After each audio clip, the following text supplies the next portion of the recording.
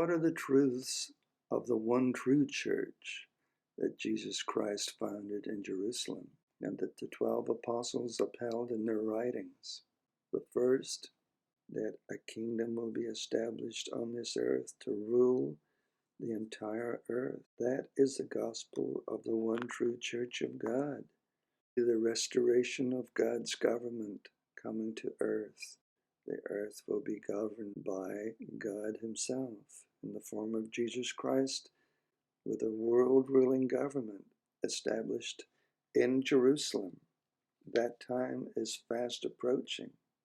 The teachings of the seventh-day Sabbath, now changed in Europe to the sixth-day Sabbath, because Sunday now takes up the place of the seventh-day Sabbath in the calendar there. And this has been planned to extend around the world. So we would have to say the Saturday Sabbath, the 7 true holy days that are mentioned there in the Old Testament, which were to be maintained all the way throughout our generations in the British and American people who are the descendants of ancient Israel. Then the purpose of God. What is God's purpose? God is reproducing himself. That is what this world was established for. That is what humankind were formed for. Eventually to be made into the God family, to live forever with God. God is reproducing himself.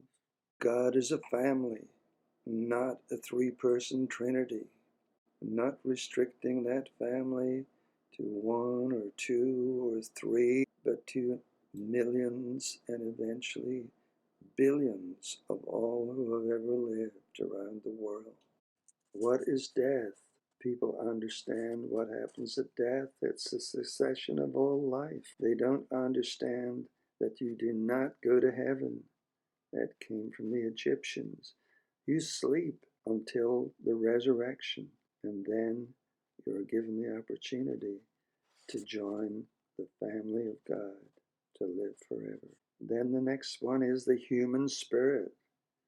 What is the difference between our spirit and God's spirit? When the human spirit and God's spirit are combined, then we are led by God, and we subdue the violence and the urges to go to war and to destroy. We seek peace, and we live in peace and harmony. The church is only the first fruits, the very first, the very beginning of this process that God will work in everyone who has ever lived. Everyone will have this opportunity, everyone who has ever lived, to become a part of that family. The church is not yet the kingdom of God on earth. We are early days. None of us are perfect. None of us will be perfect until we are completely changed to be like God. Anyone that thinks they can reach perfection are wildly deceived, lying to you. Only those God the Father has called are members of his true church. Jesus Christ does not call. He said, "No one can come to me unless the Father which has sent me draw him." So he's not the great converter. It's the Father who everyone has been taught basically to hate, that he is the harsh old God, and Jesus Christ is the one that we can all love. Actually, God the Father uses his love and used his love actually to restore the life of Jesus Christ. And he uses his love to call each one of us. The next truth is, when we are given a portion of God's mind, that we're only begotten, and God will give us more and more of his Spirit as we show ourselves willing. That Spirit that resides in us will grow, and we will live then eventually to be like God.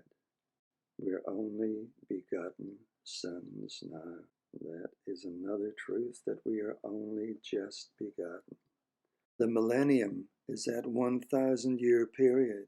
Everyone alive then, during that space of time, and during the 1,000-year period, will be permitted to qualify to enter the God family. All who have ever lived will be brought back to life and given approximately 100-year span of time, will be given a portion of God's Spirit, not as we are today. And then we will be judged on that, and almost everyone who has ever lived will enter God's kingdom. The identity of modern Israel is a very important part of understanding who Britain and America is. America is not a bastard nation, as some Europeans mock us to be. We are one of the descendant nations of Israel, one of the two sons of Joseph, whose father was Jacob. You've heard of Joseph and his coat of many colors. And every American that I talk to, and I've talked to a lot of Americans in 40 years, will tell you the 2 or 3 or 4 parts of their family and which nation each of them came from. They are not ignorant to their descent. They do not understand that we are the descendant lost nations of Israel, but they will one day, and they will be so glad that they are a part of that.